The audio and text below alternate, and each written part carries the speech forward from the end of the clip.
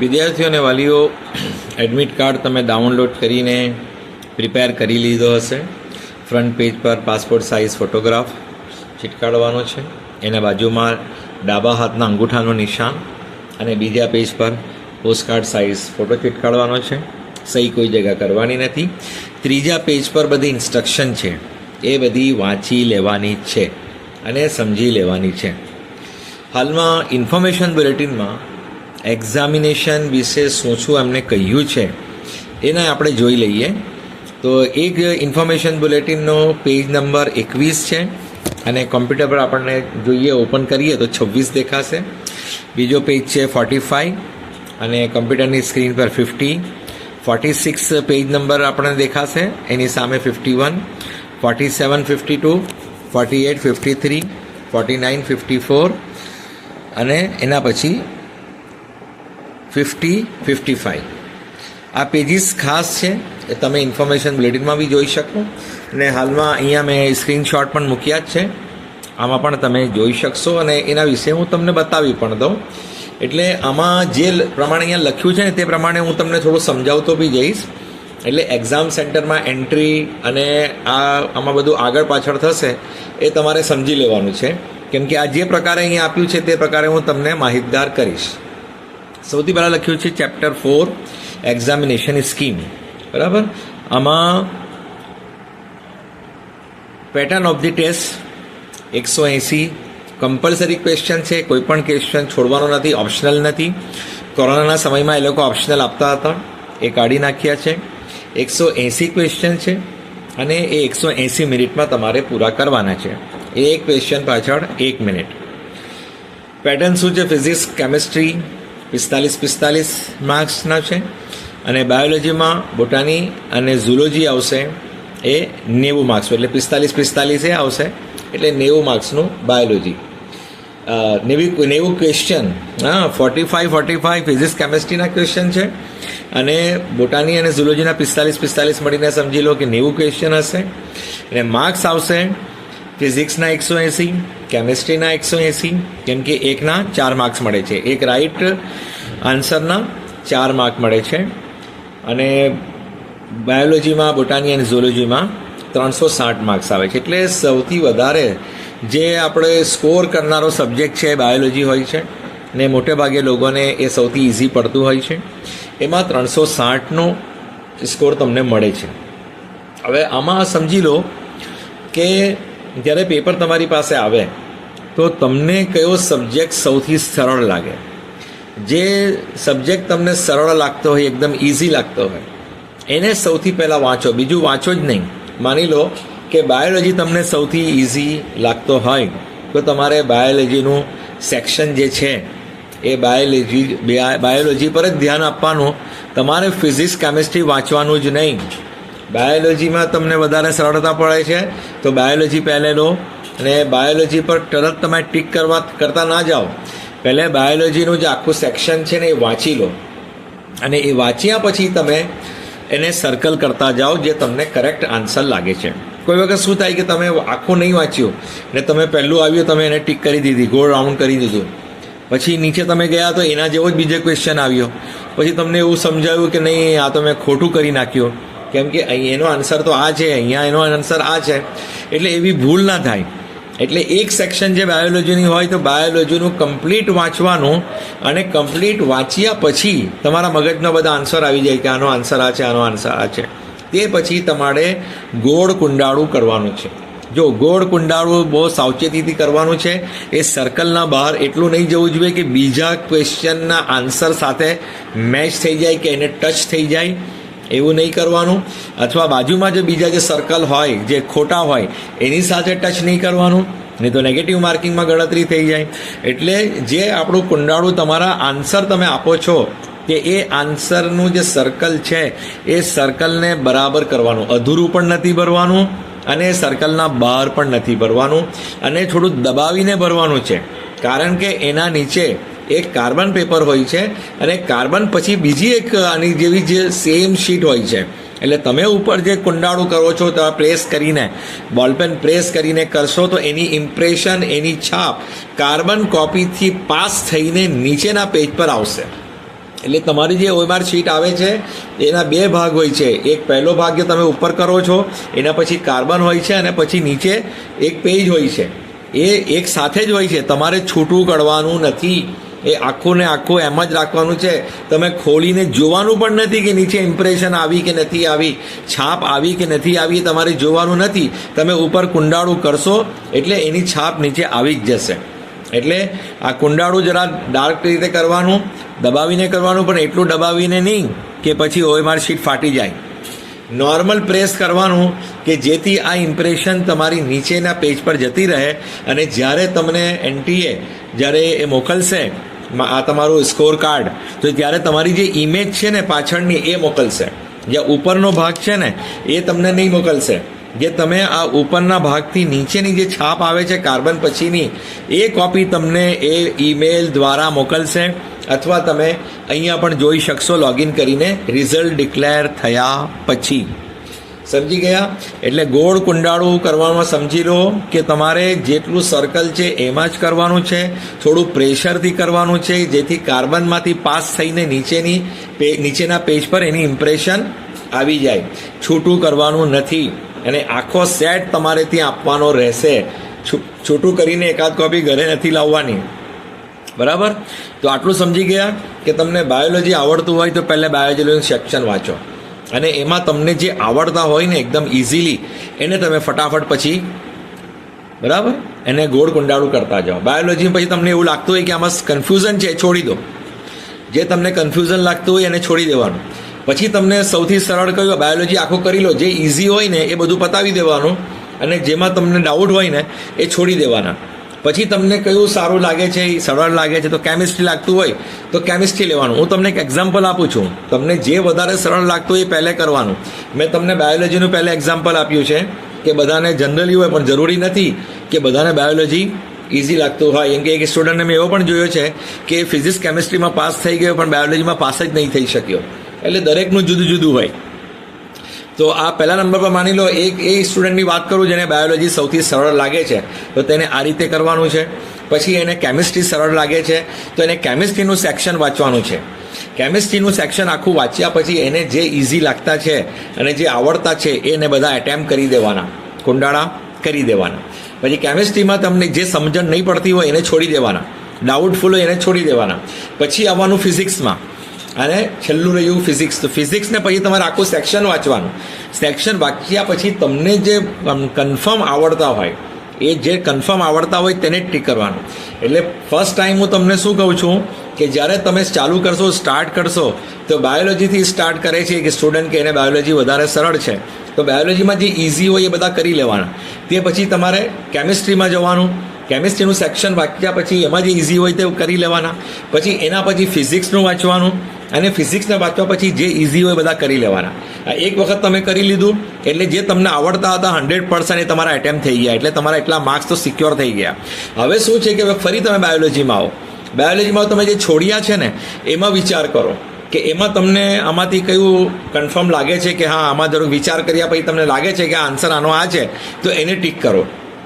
જે તમને લાગતું હોય કે આ બરાબર છે તો જ કરવાનું. બરાબર? તો બાયોલોજીના એટેમ્પ કરો. એ પછી ફરી કેમિસ્ટ્રીમાં આવો. જે છોડ્યા છે ને તમે કેમિસ્ટ્રીમાં એમાં પછી વિચારો કે તમને આવડે છે.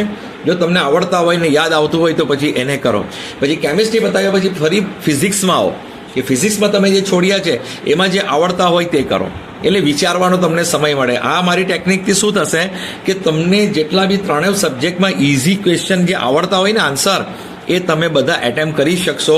એટલે એવું ના થાય કે ભાઈ સમય પૂરો થઈ ગયો અને મારું રહી ગયું, મને આવડતું હતું પણ સમય પૂરો થઈ ગયો, એવું ના થાય. એટલે આ મારી ટીપ એના માટે છે કે તમારો સમય બચશે. એટલે તમારું જે છૂટી પણ જશે ને તો એ જ છૂટશે જે તમને આવડતું નહીં હોય. માની લો એમ તો એમ જ હું આશા રાખું છું કે તમને આવડતું જ હશે, બધું જ આવશે ને તમે બધું સારી રીતે કરશો. પણ અમુક જે વીક સ્ટુડન્ટ હોય એના માટે હું કહું છું જો હોશિયાર સ્ટુડન્ટ છે ને એમને તો કોઈ પ્રોબ્લેમ જ નથી. એટલે જેને બધું આવડતું જ છે, 1 એટેમ્પ 2 એટેમ્પ 3 એટેમ્પ આપી ચૂક્યા છે, એમને તો બધું ખ્યાલ હોય જ. એટલે એમના માટે નથી. પણ જે નવા સ્ટુડન્ટ છે જે થોડા વીક હોય એના માટે હું આ સમજાવું છું કે તમારે ને ખાસ કરીને એ લોકો કે જેમનો સ્કોર એમને ખબર છે એમને ફિઝિક્સ નથી આવડતું કે અમને કેમિસ્ટ્રી નથી આવડતું, અમને તો બાયોલોજી જ આવડે છે, બાયોલોજીમાં થોડું વધારે છે, તો પછી એમને બાયોલોજી પર ધ્યાન આપવાનું. એટલે એક વસ્તુ તો આ સમજી લો કે ફર્સ્ટ તમને જે આવડતું હોય તેને તે જ સેક્શન વાંચવાનું, બીજું વાંચવાનું જ નહીં. જો તમને ફિઝિક્સ હાર્ડ હોય ને તમે ફિઝિક્સ વાંચશો ને એટલે તમારું મગજમાં એવું થઈ જશે આ તો આવડતું જ નથી, આ તો બધું એવું જ લાગે છે. કેમિસ્ટ્રી વાંચશો તો એવું લાગે આમાં તો કંઈ આવડતું જ નથી. એટલે તમારું મનોબળ તૂટી નહીં જાય. હા, એટલે મનોબળ અને તમને સેલ્ફ કોન્ફિડન્સ જે છે બરાબર રહેવું જોઈએ. એના માટે જે સરળ હોય તે જ સેક્શન વાંચવાનું. બાયોલોજી છે તો બાયોલોજી વાંચવાનું, કેમિસ્ટ્રી ફિઝિક્સ વાંચવાનું જ નહીં. બાયોલોજી એટેમ્પ કર્યા પછી કેમિસ્ટ્રી ફાવતું હોય તો કેમિસ્ટ્રીમાં આવો, ફિઝિક્સ ફાવતું હોય તો ફિઝિક્સમાં આવો, અને જે સરળ લાગતા હોય તેના આન્સર કરો, જે હાર્ડ હોય એને છોડી દો. પછી ફિઝિક્સમાં એટલે કેમિસ્ટ્રી ફિઝિક્સ તમને જે સરળ હોય તે પ્રમાણે કરો. એટલે એક વખત તમે બધા તમને જે ક્વેશ્ચન સરળતાથી આવતા હતા ને એ બધા તમે કરી લીધા, બરાબર. એટલે તમારા સમયના અંદર આટલું કામ થઈ ગયું. હવે પછી તમારી પાસે સમય છે, ફરી તમે બાયોલોજીમાં આવો. જે છોડ્યા એને એટેમ્પ કરો, કેમિસ્ટ્રીમાં જે છોડ્યા એને એટેમ્પ કરો, ફિઝિક્સમાં છોડ્યા એટેમ્પ કરો, પણ જે આવડતા હોય એ જ કરજો. જેમાં ડાઉટફુલ હોય એને ટીક નહીં કરતા છોડી દેજો, બરાબર. કેમ કે નેગેટિવ માર્કિંગ ને સ્કોરની નીચે વાત થાય છે. એટલે જે આવડતું હોય એ જ કરવાનું. નહીં તો મોટે ભાગે શું થાય કે તમારી બાયોલોજીની કમાઈ સારી હોય કે તમે 360 માર્ક્સ મેળવ્યા હોય પણ તમે કેમિસ્ટ્રીમાં રોંગ કરો, ફિઝિક્સમાં રોંગ કરો તો તમારા 360 માર્ક્સ ખવાઈ જાય. ફિઝિક્સ ખાઈ લે, કેમિસ્ટ્રી ખાઈ લે તો પછી તમારો સ્કોર એકદમ ઘટી જાય. તો એના માટે શું લખ્યું છે? Important points to note. To answer a question the candidate needs to choose one option corresponding to the correct answer of the most appropriate answer. Marking will be done as per following criteria. Correct answer or the most appropriate answer 4 marks. જો તમે સાચું તમારા answer હશે તો 4 marks મળશે. પણ જો તમે એની ઇનકરેક્ટ પર, ખોટા પર તમે જો એને કુંડાળું કર્યું હશે તો 1 માર્ક્સ કપાઈ જશે. અને તમે એટેમ્પ જ નહીં કરશો ને તો તમને માર્ક નહીં મળશે પણ કપાશે નહીં. જે તમને આવડતા હોય તેને જ તમે એટેમ્પ કર્યા, તમને 4 માર્ક્સ મળી ગયા. પણ જે તમને આવડતા નથી ને છોડી દેશો ને તો તમારા પેલા 4 માર્ક્સ જે કમાયા છે ને તમે, એ તમારા ઓછા નહીં થશે, એ જેમના તેમ જ રહેશે. તમે એટેમ્પ નહીં કરશો તો તમને માર્ક્સ નહીં મળશે પણ માર્ક્સ કપાશે નહીં. પણ તમે જો ખોટા તુક્કા લગાવશો તો જે મળ્યા છે ને 4 માર્ક્સ એમાંથી 1 માર્ક્સ દર ખોટા આન્સરે કપાઈ જશે. એટલે એટલું યાદ રાખો, જે આવડતું હોય તેને જ ટીક કરવાનું, જેથી તમારા માર્ક્સ બચેલા રહે, ખવાઈ નહીં જાય, સેફ રહે. આવડતું હોય એ જ કરવાનું, નહીં આવડે તો છોડી દેવાનું.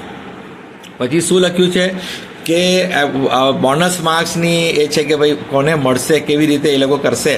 તો જો one option, if more than one option is found to be correct then 4 marks will be awarded to only those who have marked any of the correct options. હા, એક કરતાં વધારે ઓપ્શન હતા કરેક્ટના, એટલે કે 4 ઓપ્શન હોય છે ને એક ક્વેશ્ચનના આન્સરમાં 4 હોય, તેમાં માન લો 1થી વધારે સાચા હતા તો એ 1થી વધારે તમે બે સાચા હતા માની લો, તો 2માંથી તમે 2 તો કરવાના નથી, કોઈ પણ એક જ કરશો. તો તમે જે પણ એક કરશો તો બીજું પણ માની લેવામાં આવશે કે ભાઈ આ સાચું, એટલે તમે ટ્રાય કરી છે. એટલે જેટલા સાચા આન્સર હોય એમાં 2 હોય કે 3 હોય, એમાંથી તમે એક પણ સાચા આન્સર પર કર્યું હશે તો એ તમને 4 માર્ક્સ મળી જશે. બીજી કન્ડિશન શું છે? If all options are found to be correct then 4 marks will be awarded to all those who have attempted the question. માની લો કે 4 જે ઓપ્શન આપ્યા હતા એ 4 સાચા પડતા હતા, તો જેણે પણ કોઈ પણ એક પણ કુંડાળું કર્યું હશે તો એને 4 માર્ક્સ આપી દેવામાં આવશે. પણ જો કોઈ એટેમ્પ જ નહીં કરશે તો એને આપવામાં આવશે નહીં. If none of the option is found correct or a question is found to be wrong or a question is dropped then all candidates who have appeared will be given 4 marks. હવે કોઈ condition એવી હોય કે question જ ખોટો હોય, બરાબર, સવાલ જ ખોટો પૂછાયો છે, તો કોઈ એટેમ્પ કર્યો હોય કે ના કર્યો હોય બધાને 4 માર્ક્સ મળી જશે. બરાબર, એટેમ્પ કરો કે ના કરો, જો ક્વેશ્ચન ખોટો હશે, એનટીએસની ભૂલ હશે તો 4 માર્ક્સ તમને મળી જશે. એના પછી આપણે આવીએ પેજ નંબર 45. જે જરૂરી માહિતી છે ને એ જ હું તમને સંભળાવું છું, એટલે તમે ઇન્ફોર્મેશન બુલેટિનમાં બી જોઈ શકો છો ને અહીંયા પણ સ્ક્રીનશોટ મૂક્યા જ છે, એને તમે ટેલી કરી લેજો. હવે 45 પર શું લખ્યું છે? Chapter 11 banned items and dress code, કે ભાઈ બધી લઈ જવાની વસ્તુ મનાઈ છે ને, એક્ઝામ હોલમાં નહીં લઈ જવાય. તો આમાં શું લખ્યું છે, ઘણી બધી bits of papers, geometry, pencil box, plastic pouch, calculator, pen, scale, writing pad. Transparent writing pad હોય તો પણ નથી ચલાવતા. Pen drives, eraser, calculator, log table, electronic. આ તો આટલી બધી વિગતવાર લખે છે. આમ સમજી લેવાનું કે આપણે કંઈ જ નથી લઈ જવાનું, બરાબર. Mobile phone, Bluetooth, earphones, microphone કંઈ જ નહીં. પછી હેલ્થનો બેન્ડ પહેરતા હોય એ પણ નહીં. Other items like wallet, goggles, handbag. જેના નંબરના ચશ્મા હોય ને એ પહેરી શકે, પણ ગોગલ્સ નહીં લઈ જઈ શકે. હેન્ડબેગ્સ, હા, બેલ્ટ નહીં લગાડવાના, બરાબર. કેપ નહીં. એની watch, wrist watch, bracelet, camera નહીં લઈ જવાય. એની ઓર્નામેન્ટ્સ મેટેલિક હોય કે કોઈ પણ હોય એ નહીં લઈ જવાનું, બરાબર. મેટેલિકનું વધારે છે, પણ આપણે કોઈ બી ઓર્નામેન્ટ્સ કોઈ છોકરીએ પહેરવાનું નથી. એની ફૂડ આઇટમ્સ ઓપન ઓર પેક્ડ. વોટર બોટલ આ પણ મનાઈ છે, પણ વોટર બોટલ એ લોકો પરમિશન આપે છે. તો ટ્રાન્સપેરન્ટ બોટલ લેવાની, અને એમાં તમે લીંબુ શરબત કે ORS નાખશો તો વાંધો નહીં આવશે, એ લોકો ચલાવી લેશે. તાપ વધારે છે એની, પણ આ તમારી બોટલ ટ્રાન્સપેરન્ટ હોવી જોઈએ કે એમ જોઈ લે તમને ખબર પડે કે અંદર કંઈ ચિઠ્ઠી નથી, અંદર કંઈ મૂકેલું નથી. એની other item which could be used for unfair means. એવી કોઈ પણ વસ્તુ તમે માઇક્રોચિપ કે કેમેરા કે એવું બ્લૂટૂથ ડિવાઇસ નહીં લઈ જઈ શકે, બરાબર. તમારા જે બેગ હોય એના માટે એન્ટ્રીએ કોઈ વ્યવસ્થા કરવાનું નથી. એની સાર સંભાળ માટે તમારે જ તમારા બેગ સાચવવાના રહેશે. એટલે આપણા ફેમિલી મેમ્બર આવેલા હોય એમને જ આપણી વસ્તુ આપી દેવાની. પણ કોઈ કેસ એવો હોય કે સ્ટુડન્ટ જોડે કોઈ આવી નહીં શકતું હોય, સ્ટુડન્ટ પોતે જ જતો હોય, તો પછી એ બેગ બી લઈ જાય ને બહાર મૂકે તો વાંધો નહીં. કોઈ ચોરી કરતું નથી, બધા એક્ઝામ આપવા જ આવ્યા હોય છે, સ્ટુડન્ટ જ હોય છે, અને આપણે કોઈ કિંમતી વસ્તુ રાખવાની નહીં અંદર. The candidates wearing articles or objects of faith, customary, cultural, religious. જો હવે જે લોકો રિલિજિયસ ડ્રેસમાં આવવાના છે, કસ્ટમરી ડ્રેસમાં આવવાના છે, એ લોકોને 1 કલાક પહેલાં પહોંચવાનું કહ્યું છે કે જેથી એમની ફ્રિસ્કિંગ અને ચેકિંગ બરાબર સમયસર થઈ શકે. તો એમને કહ્યું છે કે જેમની ફ્રિસ્કિંગ છે એમને ક્યારે આવવાનું, 1 કલાક પહેલાં. અને એનો સમય પણ આપ્યો છે કે છેલ્લામાં છેલ્લે એ લોકોએ 12:30 સુધી પહોંચવાનું. આ ડ્રેસ કોડમાં લખ્યું છે. હા, heavy clothes and long sleeves are not preferable. જો આ લોંગ સ્લીવ્સ માટે પણ ના પાડે છે, હેવી ક્લોથ્સ માટે ના પાડે છે. એકદમ લાઇટ વેઇટ એવું પહેરવાનું. અને કલ્ચરલ કસ્ટમરી ડ્રેસમાં આવે તો લાસ્ટમાં લાસ્ટ 12:30નો સમય છે, પણ એ પહેલાં તમે આવી જાઓ તો વેલ એન્ડ ગુડ. 12 વાગે આવી જાઓ ને લાસ્ટમાં લાસ્ટ 12:30 આવો તો તમે 1:30 વાગ્યા પહેલાં, 1:30 વાગે ગેટ ક્લોઝ થાય છે, એ પહેલાં તમારું ચેકિંગ બરાબર થઈ શકે અને તમે તમારી સીટ પર બેસી શકો. ને કોઈ મેડિકલ સર્ક્યુમન્સ્ટન્સ કંઈ પ્રોબ્લેમ આવે તો એ લોકો તમે પહેલેથી જાણ કરી દીધી હોય કે ભાઈ આ પ્રોબ્લેમ છે, તો એ લોકો એ સોર્ટ આઉટ કરી શકે છે. જેવી રીતે ડાયાબિટીસ પેશન્ટ માટે એ લોકોએ કહ્યું છે કે પહેલેથી જ કીધું હોય તો પછી એ લોકો તમને એપલ કે બનાના કે એવા ફ્રૂટ સાથે લઈ જવા દે, ટેબ્લેટ્સ લઈ જવા દે. હવે ફ્રિસ્કિંગ છે ને એ કમ્પલસરી છે, એટલે જે કસ્ટમરી ડ્રેસમાં આવવાના છે એ લોકોએ જલ્દી આવવાનું છે. લાસ્ટમાં લાસ્ટ 12:30 આવી જવાનું છે. અને છોકરીઓની ફ્રિસ્કિંગ ચેકિંગ ફિમેલ સ્ટાફ જ કરશે. જો બોયઝની જેન્ટ્સ સ્ટાફ કરશે અને ગર્લ્સની લેડીઝ સ્ટાફ કરશે. Chapter 12 information for parents guardians. આમાં પેરેન્ટ્સને કહ્યું છે કે તમે આ બધી સાવચેતી રાખો, છોકરાઓને ખબર નહીં પડે. તો તમે જાણો કે જો 1:30 વાગે તો ગેટ ક્લોઝ થવાનો છે, એ પછી તમને લેવામાં નહીં આવશે. એટલે તમારે સ્ટુડન્ટને 12:30 સુધી, 1 વાગ્યા સુધી એટલીસ્ટ, એટલે ફ્રિસ્કિંગવાળાને 12:30 અને બાકી નોર્મલવાળાને 1 વાગ્યા સુધી ગેટમાં પહોંચાડી દેવાની એ જવાબદારી પેરેન્ટ્સના સિરે રહેશે, ગાર્ડિયનના સિરે રહેશે, બરાબર. એડમિટ કાર્ડમાં પાસપોર્ટ સાઇઝ ફોટોગ્રાફ આપણે લગાડેલો જ છે, અને એક પોસ્ટકાર્ડ સાઇઝ ફોટોગ્રાફ અંદર બીજા પેજ પર, અને એક પાસપોર્ટ સાઇઝ ફોટોગ્રાફ સાથે લઈ જવાનો છે એટેન્ડન્સ શીટ પર. અને valid original identity proof, Aadhaar card, driving licence, election card જે પણ હોય, પણ આધાર કાર્ડ કમ્પલસરી.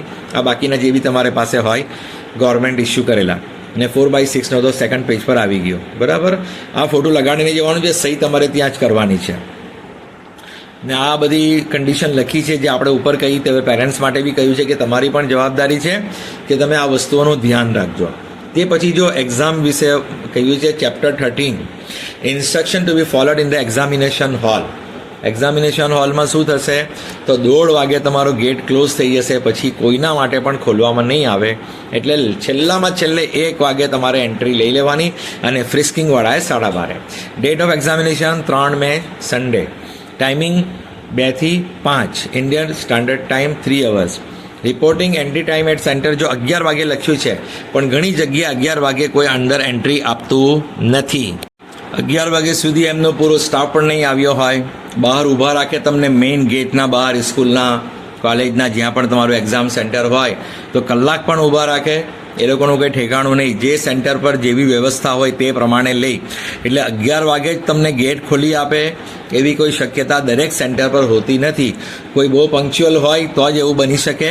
બાકી જનરલી આપણને આપ્યો છે ટાઈમ કે ભાઈ તમે જલ્દી આવી જજો, તમારે એક્ઝામ આપવાની છે, તમે 11 વાગે આવી જજો. પણ એક્ઝામ તો ચાલુ થશે 2 જ વાગે અને ગેટ બંધ થશે 1:30 વાગે. પણ એટલે આપણને બોલાવ્યા છે 11 વાગે, પણ આપણે તૈયારી કરીને જવાની કે ભાઈ 11 વાગ્યા સુધી, 12:30 સુધી આપણે પહોંચી શકીએ એ રીતે. એટલે 11 ના 11:30 બી થાય તો કોઈ ટેન્શન લેવાની જરૂર નથી, ને 12 થાય તો બી ટેન્શન લેવાની જરૂર નહીં. 12:30 વાગ્યા સુધી તમે પહોંચી જાઓ ફ્રિસ્કિંગવાળા તો બી ચાલે, અને જેને ફ્રિસ્કિંગ નથી કરવાની, ચેકિંગ નથી કરવાની, 1 વાગે આવે તો પણ ચાલશે. એટલે ગભરાતા નહીં. જો મોડું થઈ જાય, ટ્રાફિક જામ થઈ જાય કે બીજો કોઈ પ્રોબ્લેમ આવી જાય તો તમારે ગભરાવાની જરા બી જરૂર નથી. 1:30 વાગ્યા પહેલાં પણ તમે પહોંચશો તો તમને લઈ લેશે. આ છે ને તમને 11 વાગ્યાનો સમય આપ્યો છે ઇન્ડિયન ટાઈમ, કે આપણે બધા મોડે જ પહોંચતા હોય છે ને એટલા માટે. એટલે તમારી એક્ઝામમાં પ્રોબ્લેમ નહીં આવે. એટલે તમે જલ્દી નીકળો તો વધારે સારું. 11 પકડીને નીકળશો તો 12 વાગ્યા સુધી પહોંચશો. આ હેતુ છે. અને એક્ઝામની જે લાસ્ટ જે એન્ટ્રી છે 1:30 વાગે પછી કોઈને એન્ટ્રી આપવામાં આવશે નહીં. Announcement of important instruction and checking of admit cards by the invigilator. આ 1:30 વાગ્યાથી 1:45 વાગ્યા સુધી આ કરશે. Distribution of test booklet by the invigilator, એટલે ક્વેશ્ચન પેપર જે છે તમને 1:45 વાગે આપશે. Writing of particulars on the test booklet by the candidate, એ 1:50 પર તમારે ટેસ્ટ બુકલેટ જે તમારી હશે એટલે OMR શીટ આપશે. હા, OMR શીટ પર તમારે જે તમારે રોલ નંબર ને બધી જે ઇન્ફોર્મેશન છે બરાબર ભરજો, જો એમાં ભૂલ નહીં કરતા. OMR શીટ પર તમારો રોલ નંબર, તમારું નામ ધીરેથી, આરામથી, સારી રીતે ભરજો, જેથી તમારું જ રિઝલ્ટ આવે, પછી ગડબડ ના થાય. એટલે એ ડિટેલ તમારે બરાબર ભરવાની રહેશે. બરાબર, તે 1:50 તમને આપશે. ને ટેસ્ટ કમન્સ જે છે 2 વાગે ચાલુ થશે ને 5 વાગે બંધ થશે. પણ જે PWD કેન્ડિડેટ હોય કે PWD બેન્ચ માર્ક ડિસેબિલિટીવાળા હોય એ લોકોને 6 વાગ્યા સુધીનો સમય આપે છે, 1 કલાક વધારે. જો એડમિટ કાર્ડ વગર અને ઓરિજિનલ ID વગર હોલમાં એન્ટ્રી આપશે નહીં. અને જે સીટ આપી છે ત્યાં જ બેસવાનું. પંખાની લાલચમાં કોઈ જગ્યા ખાલી હોય તો બેસવાનું નહીં. બારીને ઉજાસ કે હવા આવશે કે ઉજાસ આવશે એ લાલચમાં બીજાની જગ્યાએ બેસવાનું નહીં.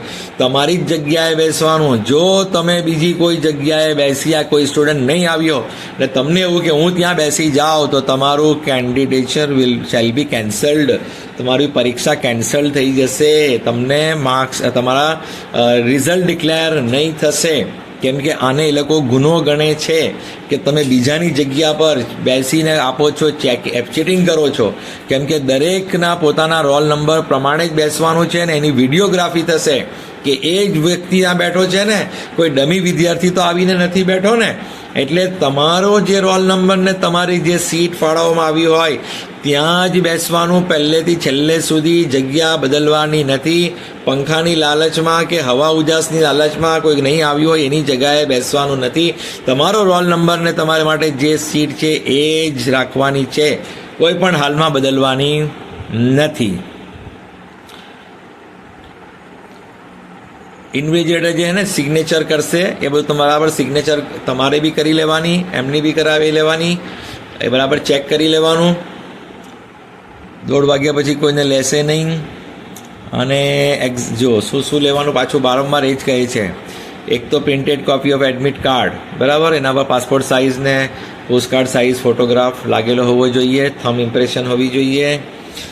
અને ID તમારા છે ને, આધાર કાર્ડ તો જોઈશે જ, પણ આધારની સાથે તમારા જો ફોટોમાં મેચ નહીં થતું હોય તો PAN card, driving licence, water ID, passport કંઈ પણ ચાલશે. સર્ટિફિકેટ ઓફ ફિઝિકલ લિમિટેશન, હવે કોઈ PWD વાળા હોય તેને એ સર્ટિફિકેટ લેવું પડશે સાથે. એ પછી પેજ છે 48 વાળો, એમાં શું છે? Not allowed to bring any barred items, any item which could be use for unfair practice. Unfair પ્રેક્ટિસમાં આવતી એવી કોઈ આઇટમ નહીં લઈ જવાની, અને કોઈની સાથે વાતચીત નહીં કરવાની, કોઈની સાથે ઈશારા નહીં કરવાના, પોતાની સીટ છોડીને જવાનું નહીં. એક્ઝામ હોલમાંથી તમે 5 વાગે તમારું પૂરું બી થઈ જાય ને તો બી તમે નહીં જઈ શકો જ્યાં સુધી તમને જવા માટે નહીં કહેવામાં આવે. એવું નહીં કે મારું 2 કલાકમાં પૂરું થઈ ગયું તો મને હું જતો રહું, તો ના ચાલે. બધાએ 2 થી 5 સુધી ત્યાં જ રહેવાનું છે. 5 વાગ્યા પછી જ્યારે છોડે ત્યારે જ જવાનું. ભલે તમે 1 કલાકમાં આપી દીધું કે 1.5 કલાકમાં આપી દીધું કે 2 કલાકમાં તમારું પેપર થઈ ગયું તો પેપર થઈ ગયું, આન્સર શીટ કમ્પ્લીટ થઈ ગઈ, તમે જતા રહ્યો, એવું પોસિબલ નથી આ એક્ઝામમાં. સમય પૂરો થાય પછી બધાએ જ સાથે નીકળવાનું છે, બરાબર. OMR શીટ સાથે કંઈ છેડછાડ કરવાની નથી. સહી વગેરે બધું બરાબર કરાવી લેવાનું છે. સ્મોકિંગ તો સવાલ જ નહીં. સ્ટુડન્ટ તો આપણે સ્મોકિંગ કરતા જ ના હોય. આ તો આ લોકો માટે છે, ઇન્વિજિલેટર માટે, કે એ લોકોએ સ્મોકિંગ નહીં કરવાની. અને જો બરાબર વાંચી લેજો ફરી. એ તમારા જે 3જા પેજ પર એડમિટ કાર્ડના આવ્યું જ છે એ પછી જરા વાંચી લેજો, બરાબર. એટેન્ડન્સ શીટમાં બરાબર સ્પેસિફાઈડ જગ્યા પર તમારે નામની સામે જ તમારે સહી ને સિક્કો અને બધું કરવાનું, બરાબર. જોઈને કહેજો. બીજા વિદ્યાર્થીની સામે સિક્કો નહીં આપણે થમ ઇમ્પ્રેશન નહીં આપતા ને સિગ્નેચર નહીં કરતા. તમારું નામ વાંચીને પોતાની નામની સામે જ સિગ્નેચર અને થમ ઇમ્પ્રેશન આપવાની છે. અને જે ટેસ્ટ બુકલેટ આપે એમાં જ તમારે જે કંઈ રફ વર્ક કરવું હોય તે કરવાનું, બીજી કોઈ જગ્યાએ નહીં કરવાનું. અને તમારે એડમિટ કાર્ડ પાછો લઈ આવવાનો છે. અને પેલી OMR શીટ બંને ઉપર નીચેની આપી દેવાની. તમારે ખોલીને જોવાનું નથી કાર્બન કોપી અને એના નીચેની ઇમેજ આવી કે નહીં આવી, બરાબર. વિડીયોગ્રાફી થશે તો વિડીયોગ્રાફીના સમયે તમારે હેડ એકદમ સીધું રાખવાનું, આપણું મોઢું એકદમ સીધું રાખવાનું કે તમારો મસ્ત ફોટો આવે. એમાં એવું લાગે કે આ જ વિદ્યાર્થીએ ફોર્મ ભર્યું છે ને આ જ વિદ્યાર્થી એક્ઝામ આપી રહ્યો છે, એની જગ્યાએ કોઈ ડમી વિદ્યાર્થી નથી. માટે મોઢું છુપાવતા નહીં. વિડીયોગ્રાફી થાય ત્યારે સામે મોઢું બરાબર રાખીને વિડીયોગ્રાફીમાં તમારું મોઢું બરાબર આવે. તમારા માટે પણ પ્રૂફ રહેશે કે મેં પરીક્ષા આપી હતી, બરાબર. આનું ધ્યાન રાખજો. પછી છે 54 પર unfair means practice and breach of examination rules. પછી આ બધું પનિશમેન્ટનું છે કે આ બધું નહીં કરવાનું, બરાબર. આ બધા વાંચી લેજો. OMR શીટને ફાડવાની નહીં ને ટેસ્ટ બુકલેટ સાથે કે કરવાનું નહીં ને કોઈને લડાઈ ઝઘડો નહીં કરવાનો, કોઈની સાથે વાતચીત નહીં કરવાની, કોઈ પણ ચીટિંગ થાય એવી કોઈ વસ્તુ કરવાની નહીં, બીજા કોઈ પૂછે તો પણ જવાબ આપવાનો નહીં, બીજા કોઈને આન્સર કરવાનો નહીં. તમારું નામ, roll number, father name, mother name જે પણ હોય બરાબર લખવાનું. મતલબ તમારે ધ્યાનપૂર્વક એક્ઝામ આપવાની છે ને બીજા કોઈના જોડે વાત પણ નથી કરવાનું, કોઈને જોવાનું પણ નથી.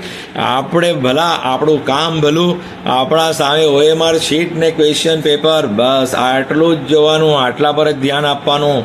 આમ તેમ જોવાનું નહીં તો આપણને ઉઠાડી દેશે તો આપણી પરીક્ષા 1 વર્ષ આપણું બરબાદ થઈ જશે. હવે પનિશમેન્ટ શું છે? જો કોઈ પકડાઈ જાય during the course of, before or after the examination, if a candidate indulges in any of the above or similar practices, she shall be deemed to have used unfair practice and booked under unfair means case. The candidate would be debarred up to 3 years from NT examination. જો 3 વર્ષ સુધી તમે નીટની પરીક્ષા આપી ના શકો. જો ચોરી કરતા પકડાઈ જાઓ કે આ લોકો અનફેર મીન્સ જે પણ વસ્તુ કરે, તમે ભલે ચોરી ના કરતા હોય પણ તમે એ લોકોએ જે વસ્તુ ના પાડી છે ને એ તમે કરી તો તમને 3 વર્ષ સુધી એક્ઝામ આપવાથી રોકી શકે છે, બરાબર. ને જે આવું કરશે એનું રિઝલ્ટ પણ ડિક્લેર નહીં થશે. એટલે ધ્યાનપૂર્વક તમારે એક્ઝામ આપવાની છે. જો મેં તમને જે ટીપ આપી એ યાદ રાખજો કે એક તો તમારે જલ્દી નીકળવાનું ઘરેથી. જલ્દી મીન્સ કે તમે સૌથી સરસ વાત શું છે કે હમણાં તમારી પાસે એક્ઝામ સેન્ટરનું એડ્રેસ આવી ગયું છે. તો તમને જ્યારે પણ સમય મળે, કાલે જઈ આવો, પરમ દિવસે, રવિવાર પહેલાં તમે 1 દિવસ ગમે ત્યારે, કાલે પરમ દિવસે ખાલી તમારે બહારથી જ જોઈને આવવાનું છે એક્ઝામ સેન્ટર. તમારે અંદર જવાનો કે મતલબ જ નથી, કેમ કે અંદર તમારી કઈ સીટ આવશે એ તો કોઈને ખબર જ ના હોય. હમણાંથી થોડી કંઈ લખેલું હોય, એટલે હમણાંથી કંઈ હોય નહીં. તમારે અંદર જવાની જરૂર નથી. સ્કૂલમાં કે કોલેજમાં જે તમારું એક્ઝામ સેન્ટર છે, ખાલી તમારા ઘરથી એક્ઝામ સેન્ટરનો રસ્તો કેટલો દૂર છે અને કેટલા રસ્તા ત્યાં સુધી જાય છે, કે માની લો કે એક રસ્તા પર ટ્રાફિક જામ હોય તો બીજા રસ્તાથી કેવી રીતે જવાય, એની માહિતી તમારે બરાબર મેળવવાની છે. કેમ કે એક્ઝામના દિવસે આ જો તાપ છે ને, બધા 4 વ્હીલર લઈને જ આવતા હોય છે. બધા 4 વ્હીલરને દૂર દૂરથી બી આવતા હોય, અને સિટીના લોકો બી 4 વ્હીલર, તો બધા 4 વ્હીલર લઈને આવે ને તો પછી ટ્રાફિક જામ થઈ જતો હોય છે. એટલે ધ્યાન રાખજો. ને 2 વ્હીલર પર બી આપણે જઈએ પણ બીજા તો 4 વ્હીલર પર આવ્યા હોય ને તો ટ્રાફિક જામ થઈ જાય. એટલે તમે એક્ઝામ સેન્ટર પહેલે જ જોઈ આવો કે તમારા ઘરથી એનું ડિસ્ટન્સ કેટલું છે અને ત્યાં જવાના રસ્તા કેટલા છે, કે એક રસ્તા માન લો બ્લોક હોય તો બીજે રસ્તેથી જવાય કે નહીં જવાય, ઇન્ક્વાયરી કરી રાખવાની, કે જેથી તમે જ્યારે રવિવારે એક્ઝામ આપવા જશો ને કદાચ કંઈ પ્રોબ્લેમ આવે તમે બીજો રસ્તો પકડી શકશો. એટલું ધ્યાન રાખજો. બીજી એક વાત કે છે ને, વેધરનું કંઈ ઠેકાણું નથી. અમુક જગ્યાએ છે ને પછી અચાનક વરસાદ પણ પડી જાય છે, વાવાઝોડું પણ થઈ જાય છે. એટલે તમારે એ હિસાબે ઘરેથી નીકળવાનું, કે કદાચ કંઈ પ્રોબ્લેમ બી થાય, વરસાદ બી આવી જાય, બાય ચાન્સ કોઈ વખત એવું થયું છે. એટલે કહું છું કે વાતાવરણમાં એકદમ પલટો થાય છે. હમણાં આજના ન્યૂઝમાં કાલે જોયું કે રાજસ્થાનમાં કળા પડ્યા, વરસાદ થયો. એટલે આટલી ગરમીમાં પણ કોઈ જગ્યાએ માવઠું આવે છે, વરસાદ પડી જાય છે. બધું પ્રિપેરેશન સાથે નીકળવાનું, એડમિટ કાર્ડ ને બધું પ્લાસ્ટિકની થેલીમાં સારી રીતે બધું પેક કરીને નીકળવાનું, કંઈ પલળી નહીં જાય એનું બી ધ્યાન રાખજો. બરાબર? એટલે બધા પ્રિકોશન જે પણ હોય એ બધા તમે ધ્યાનથી કરજો, જેથી કોઈ પ્રોબ્લેમ ના આવે. અને બેસ્ટ ઓફ લક. ખૂબ સારી તમારી એક્ઝામ જાય, ખૂબ સારા સ્કોરથી તમે પાસ આવો. મેં કહ્યું એમ ફોલો કરજો. જે આવડતું હોય એને કરવાનું, જે નહીં આવડે છોડી દેવાનું, પછી બીજા ચેપ્ટરમાં જવાનું, ત્રીજામાં. એક સાથે બધું નહીં વાંચતા, નહીં તો તમારે છે ને કન્ફ્યુઝ થઈ જશો. જે ચેપ્ટર આવડે એ પહેલે, બાયોલોજી આવડે તો બાયોલોજી પહેલે પૂરું કરવાનું, એ પતાવ્યા પછી કેમિસ્ટ્રી પૂરું કરવાનું, પછી ફિઝિક્સ, અથવા ફિઝિક્સ આવડતું હોય તો ફિઝિક્સ પહેલે લેવાનું, પછી કેમિસ્ટ્રી. એવું નહીં કે પહેલે હાર્ડ હોય એને હું પહેલે કરું. ના ના ના ના, જે ઇઝી આવડતું હોય એ પહેલે કરવાનું, ને જે હાર્ડ હોય એને છેલ્લે રાખવાનું. એક વખત બધાને એટેમ્પ કરી દીધા ઇઝી, પછી ફરી તમારે જોવાનું કે હવે આમાંથી શું આવડે છે, બાયોલોજીમાં શું મને આવે છે એને તમે ટીક કરો. પછી કેમિસ્ટ્રીમાં જુઓ કે આમાંથી શું આવી શકે છે, પછી એ ફિઝિક્સમાં શું આવે છે. એ રીતે શું કે વારાફરતી તમે ચેક કરશો ને તો તમારો સમય પણ નહીં ઘટશે, ને બધું વ્યવસ્થિત થઈ જશે. ને માની લો કે છૂટી બી જશે ને તો એ જ છૂટશે જે તમને આવડતું નહીં હતું. એવું ના થાય કે મને આવડતું હતું અને ટાઈમ રહી ગયો, એવું ના થાય. એના માટે મેં તમને આ ટીપ આપી છે, અને અનુસરજો. Best of luck. ખૂબ સારી રીતે પરીક્ષા આપો, સેલ્ફ કોન્ફિડન્સથી, આત્મવિશ્વાસથી. અને આ એક એન્ટ્રન્સ એક્ઝામ છે, અને તમને ખબર જ છે કે હવે આ વર્ષે તો સ્ટુડન્ટ પણ ઓછા છે. 22,69,000 કે 79,000 જેવા છે. એટલે 23 લાખ પણ પૂરા નથી. આ વર્ષે સ્ટુડન્ટ પણ ઓછા છે અને કોલેજો પણ ઘણી આવવાની છે. એટલે કોઈ વાંધો આવવાનો નથી. બસ એટલું ધ્યાન રાખજો, જે આવડતું નહીં હોય એને છેડવાનું નથી. જે આવડે તે જ કરવાનું, કે તમારા માર્ક્સ બચી રહે અને સેફ રહે, એ નેગેટિવ માર્કિંગમાં કપાય નહીં. એટલું ખાસ ધ્યાન રાખજો. ખૂબ સફળ થાઓ ને ખૂબ સારી કોલેજમાં એડમિશન મેળવો એવી મારી દુઆ, એવી મારી શુભેચ્છા. Thank you so much for listening, liking, subscribing and sharing. અને જેટલા પણ વિદ્યાર્થીઓ નીટ આપે છે બધાને આ શેર કરજો, જેથી સૌનું ભલું થાય, આપનું ભલું થાય, સૌનું ભલું થાય. કે બધાને પોતપોતાની લાયકાત મુજબ બધાને એડમિશન મળવાનું જ છે. બરાબર?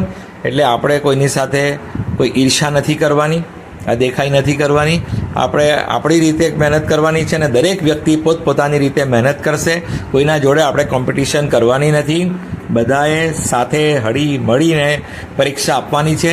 જેના નસીબમાં જે છે એ થવાનું જ છે. બરાબર? એટલે આપણે કોઈની સાથે પણ ઈર્ષા, ભેદભાવ કે કોઈ વસ્તુ રાખવાની નથી. Thank you so much for listening, liking, subscribing and sharing.